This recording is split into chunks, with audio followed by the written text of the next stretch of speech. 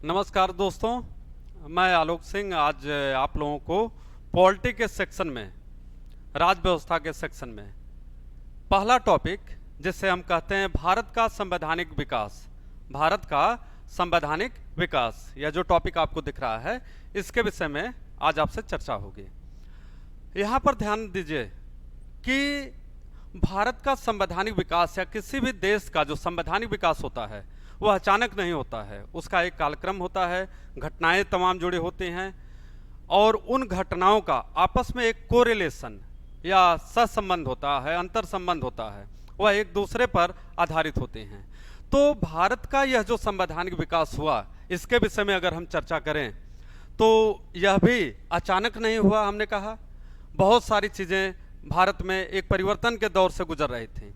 तो वह जो परिवर्तन का दौर था, तो वह परिवर्तन के दौर की बात अगर हम करें तो भारत ही नहीं बल्कि पूरे विश्व की राजनीति में, पूरे विश्व के भूगोल में, पूरे विश्व के इतिहास में ऐसी तमाम चीज़ें हो रही थी जिसके परिणाम स्वरूप हम यह कह सकते हैं कि जो विश्व राजनीति में एक परिवर्तन का दौर हो रहा था उसको जो है पूरे भारत के संदर्भ में भी देखना जरूरी है। या यूं कहें कि जो भारत में हो रहा था उसके पीछे कहीं न कहीं विश्व राजनीति में जो परिवर्तन हो रहे थे उसका भी एक बहुत बड़ा योगदान देखने को मिलता है।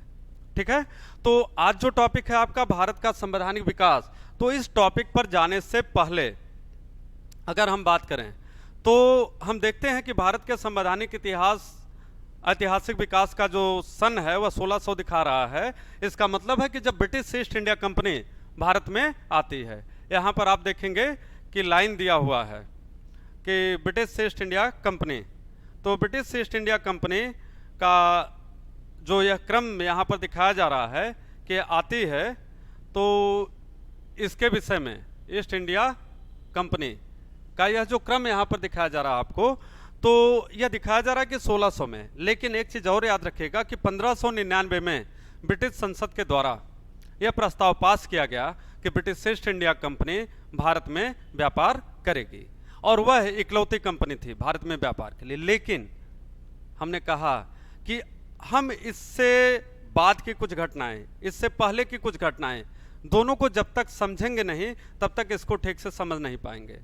तो आप देखते हैं कि अंग्रेजों के आने से पहले, यह हम कह सकते हैं कि यह दौर था जब अंग्रेज भारत में आते हैं, लेकिन इनके आने से पहले या इसके क्रम में ही कि जब हम यह कह सकते हैं कि अंग्रेज भारत में स्थापित नहीं हुए थे, लेकिन उनके आने का क्रम एक व्यापारिक कंपनी के रूप में भारत में आने का क्रम शुरू हुआ था। तो कहाँ से शुरू होता है? तो आप देखिए कि अकबर के शासनकाल का अंत और जहांगीर के शासनकाल का जो पीक टाइम था, इसी दौर में British east India company Bharat में आती है। और ख़ास करके हम जहांगीर का नाम लेते हैं कि जहाँ से, जिसके दरबार से हम यह कह सकते हैं कि British east India company Bharat में आना शुरू हुई। लेकिन वह कौन सी घटना थी जिसके परिणाम स्वरूप हम यह कह सकते हैं कि दुनिया की राजनीति में एक ऐसा व्यापक परिवर्तन हुआ कि पूरे विश्व में यूरोप का व्यापारिक क्षेत्र में एक दबदबा स्थापित होने लगा। तो इस दबदबे के बीच में अगर हम बात करें तो थोड़ा सा हम भारत की भी बात कर लेते हैं। भारत में देखिए मुगल वंश की स्थापना होती है किसके समय में? बाबर के समय में। बाबर के बाद हुमायूं उसका बेटा, जो तमाम युद्धों में व्यस्त होने के कारण यह नहीं कह सकते कि बहुत लंबे समय तक यहाँ पर शासन स्थापित कर पाया, लेकिन उसके बाद जिसे हम अकबर महान के रूप में जानते हैं या जो हुमायूं का लड़का था, उसके समय से, अकबर के शासनकाल से हम यह कह सकते हैं कि मुगल वंश पूर्ण रूप से भारत में एक सार्वभौमिक सत्ता के रूप में स्थापित हुआ।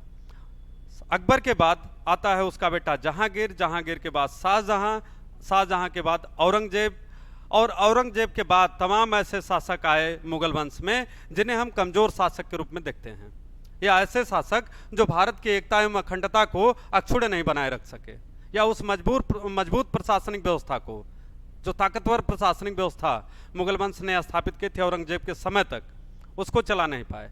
तो इसी में अंतिम कड़ी में अगर हम देखते हैं तो अंतिम मुगल बादशाह जिसे हम बहादुर शाह जफर के रूप में जानते हैं और जिसे 1857 के क्रांति के परिणाम स्वरूप अंग्रेजों ने गिरफ्तार करके रंगून भेज दिया, वह एक जबरदस्त शायर भी था। तो उसका नाम आते ही बहादुर शाह जफर या बहादुर शाह द्वितीय का नाम आते ही चंद लाइन उसकी याद आती है, तो क्या था कि उम्रे दराज मांग के लाए थे 4 दिन, उम्रे दराज मांग के लाए थे 4 दिन, 2 आरजों में कट गए 2 इंतजार में, 2 आरजों में कट गए 2 इंतजार में। तो यह बहादुर शाह जफर, जिसे हम अंतिम मुगल बादशाह के रूप में जानते हैं, तो उसी के शासन को हम यह कह सकते हैं कि अंतिम शासक था। उसके बाद ब्रिटिश साम्राज्य भारत में स्थापित हो जाता है पूर्ण रूप से। लेकिन 1857 तक हम यह कह सकते हैं कि भारत अंग्रेजों के अधीन नहीं था, भारत कमजोर था, एक कमजोर शासन, मुगल वंश का शासन यहाँ पर चल रहा था। लेकिन यह नहीं कह सकते कि भारत अभी गुलाम हुआ था।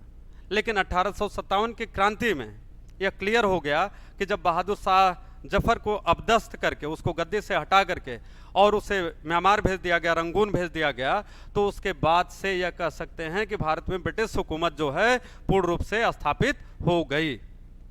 लेकिन हमने कहा कि कुछ विश्व इतिहास की भी जानकारी आपको होनी चाहिए। विश्व इतिहास की अगर हम चर्चा करें तो यहाँ पर बहुत ध्यान से देखिएगा कि 1453 में कुस्तुनतुनिया एक जगह है, कुस्तुनतुनिया। तो यह जो कुस्तुनतुनिया का युद्ध होता है, मई का महीना होता है, मई 1453। तो कुस्तुनतुनिया के युद्ध में उस समय आप देखेंगे तो यूरोप में एक जो सबसे शक्तिशाली साम्राज्य के रूप में स्थापित था वह था रोमन साम्राज्य। यूरोप में हम कह सकते हैं कि रोमन साम्राज्य था।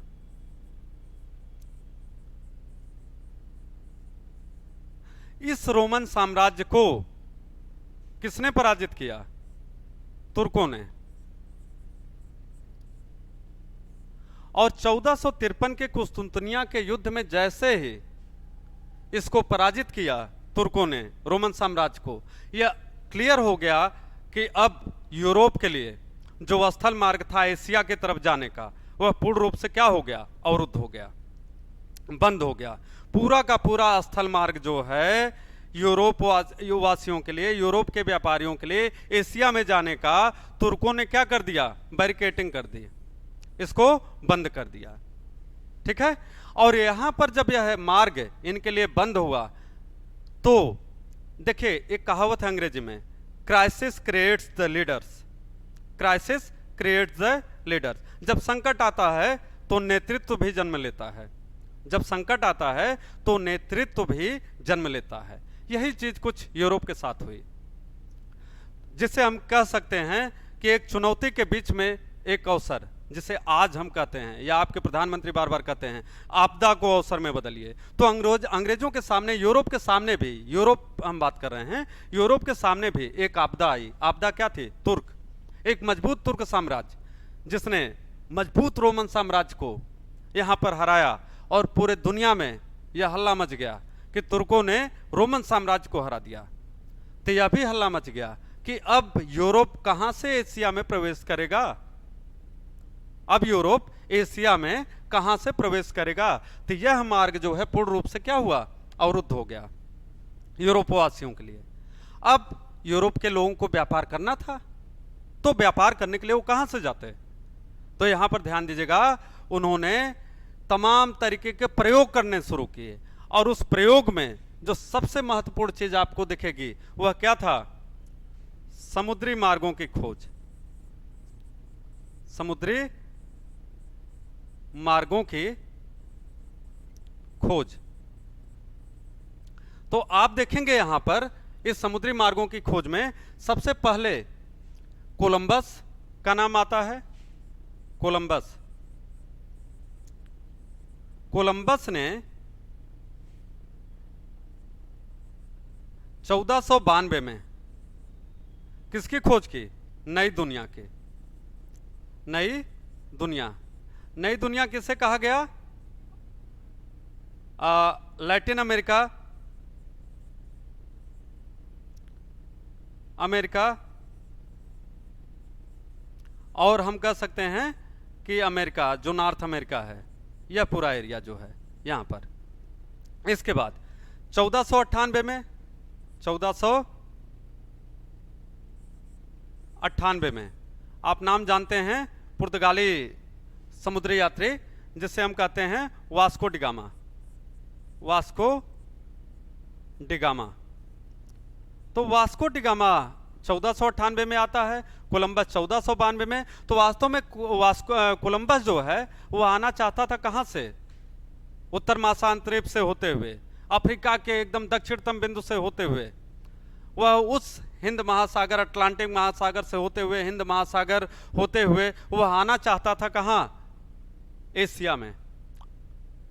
लेकिन एशिया न जाकर के हवाओं के झोंके के परिणाम स्वरूप उसकी जो नौका थी वह दाहिने तरफ चली गई। दाहिने तरफ मतलब पश्चिम की तरफ। और वह कहां पर पहुंच गया? वह पहुंच गया कैरेबियाई द्वीप समूह में, कैरिबियन क्षेत्र में। यह यहां पर प्रवेश कर गया। और जब यहां पर वह प्रवेश करता है तो वहां पर पहुंचते ही कोलंबस को यह लग गया कि मुझे पहुंचना कहीं और था और मैं पहुंच कहीं और गया। लेकिन उसको भी उसने एक अवसर के रूप में देखा और क्या कहा कि यह नई दुनिया है। This is new world which I have invented, which I have discovered. यह एक नई दुनिया है जिसका खोज मैंने किया। तो निश्चित रूप से उसे गौरवान्वित होने का पूरा पूरा हक था, क्योंकि वह पहला समुद्री यात्री था जिसने इस नई दुनिया की खोज की 1492 में, जिसे हम कहते हैं कैरेबियाई द्वीप समूह। तो आप देखेंगे कि मैक्सिको के नीचे अगर हम देखें, जिसे आज हम वेस्ट इंडीज कहते हैं, जमैका, बारबाडोस, गुयाना, यह सब एरिया है वहां पर वह पहुंचा हुआ था। उसके बाद हमने कहा कि दूसरा यात्री जो इनका था वास्को डिगामा, यूरोप से, जो पुर्तगाली था, यह 1498 में निकलता है। तो इससे पता था कि कहीं न कहीं कोलंबस रास्ता भटक गया था। वह दाहिने चला गया, राइट हैंड साइड चला गया, तो पश्चिम हो गया। तो उसने क्या किया कि मुझे लेफ्ट रहना है, बाएं बाएं होते हुए जाना है, तब मैं अपने मंजिल तक पहुंच पाऊंगा। और खास करके मैगस्थनीज की एक किताब है इंडिका, मैगस्थनीज की एक किताब है इंडिका, जो आपके तमाम एग्जाम्स में पूछी जाती है, इतिहास में भी पूछी जाती है, और इसके बाद तमाम जो वनडे एग्जाम्स हैं, सिविल सर्विसेज हैं, वहां पर भी पूछी जाती है कि इंडिका का लेखक कौन था? मैगस्थनीज। यह प्राचीन काल की बुक है। तो इंडिका जिसे आप जान रहे हो, जिसका वह टाइटल है, इंडिका को ही इंडिया कहा जाता है। अंग्रेजों ने उस इंडिका को क्या कहा? इंडिया। और उससे लैटिन में क्या कहा जाता था? इंडिका। ठीक है। तो वह इंडिया के तरफ आना चाहता था, वास्को डिगामा। और उसने फिर वही उत्तर महासागरीय के रास्ते को पकड़ा और धीरे धीरे कहां पर आ गया? भारत में। भारत में कहां पर आ गया? कालीकट, आपने नाम सुना होगा, कालीकट। तो कालीकट पर जब पहुंचता है तो यहां पर कालीकट के किनारे जो वहां का शासक था जमोरिन, यह जमोरिन उसका जबरदस्त स्वागत करता है, जबरदस्त स्वागत। कारण क्या था? उसे यह लगा कि यह नए लोग जो आ रहे हैं, कहीं न कहीं इनसे हम कुछ सामान पाएंगे और हमारे सामानों को यह खरीदेंगे। क्योंकि एक दौर आया, हमने कहा 1453 के बाद, जब यूरोपियंस भारत में आना बंद कर दिए, क्योंकि उन्हें टर्की ने रोक दिया उधर से रास्ता उनका, तो व्यापार कहीं न कहीं प्रभावित था। लेकिन समुद्री रास्ते का जब आविष्कार हुआ तो आज देखिए कि इसका कितना बड़ा योगदान है विश्व के व्यापार में। सबसे ज्यादा ट्रेड, अगर सबसे ज्यादा व्यापार अगर दुनिया का किसी भी क्षेत्र से होता, किसी साधन से होता है, तो हम कह सकते हैं समुद्री मार्ग के द्वारा, समुद्री मार्ग के द्वारा या जल मार्ग के द्वारा। सबसे ज्यादा व्यापार आज दुनिया का किस रास्ते से होता है? समुद्री मार्ग से, जल मार्ग से होता है। तो हमने कहा कि आ जाता है यहां पर वास्को डिगामा। वास्को डिगामा जब आता है भारत, तो इसी के बाद 1502 में अगर आप देखेंगे तो पुर्तगाली ईस्ट इंडिया कंपनी के रूप में भारत में एक कंपनी आती है 1502 के आसपास, जिससे हम यह कह सकते हैं कि पहली कंपनी थे। तो सबसे पहले कौन सी कंपनी भारत आई? तो हम कह सकते हैं पुर्तगाली। कौन से लोग भारत आए? तो सबसे पहले हम कह सकते हैं पुर्तगाली भारत आए। ठीक है। इसके बाद अब जरा हम लोग कुछ चीजें यहां पर देखते हैं। यहां पर कह रहा है कि पुर्तगालियों के आने के बाद अगर हम देखते हैं तो ईस्ट इंडिया कंपनी, हमने कहा कि 1599 में, 1599 में ब्रिटिश संसद ने, ब्रिटिश क्राउन ने लॉ स्थापित करके यह कहा कि British east India company Bharat में व्यापार करेगी। तो लेकिन पुर्तगाली जो सबसे ज्यादा व्यापार करते थे भारत से, वह किस चीज का करते थे? इस बात को भी आप जान लीजिए। पुर्तगाली जो सबसे ज्यादा व्यापार करते थे भारत से, वह मसालों का व्यापार था। किस चीज का व्यापार था? मसालों का व्यापार था।